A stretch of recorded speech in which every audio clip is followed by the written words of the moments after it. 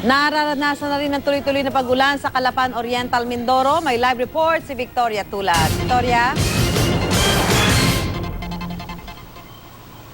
Susan, bandang alas 6 ngayong umaga na magsimulang umulan dito sa Calapan Oriental, Mindoro. Hindi ito ganoon kalakas pero hindi rin ito tumitigil. Sa kabutihang palad ay sa ating pag-ikot ay wala naman tayong nakitang kalsada o lugar na binabaha. Pagdating naman sa ihip ng hangin ay hindi rin ito malakas o normal naman yung ating nararanasan dito. Kaya nga ayon sa Provincial Disaster Risk Reduction and Management Office o PDRRMO ay normal pa yung sitwasyon. Sa kabila nito, naka-alerto raw yung kanilang mga Municipal Disaster Risk Reduction and Management Office para sa anumang pangangailangan na mangyari o kakailanganin ng kanilang mga residente. Samantala, ayon pa sa PDRRMO ay naglabas naman ng gale warning yung Philippine Coast Guard at binalaan na nga yung mga small fishing vessels at yung mga bangka na bawal na pong pumalaot. Yung mga malalaking fishing vessels naman ay binalaan din laban sa mga malalaking alon. Kahapon, Susan, ay maulap na kalangitan lamang ang ating naranasan dito sa Oriental Mindoro. Meron din itong kaunting pag-ambon pero mas malakas yung pag-ulan sa mga oras na ito. Ang pag-ulan na ito, Susan, ay nagdulot naman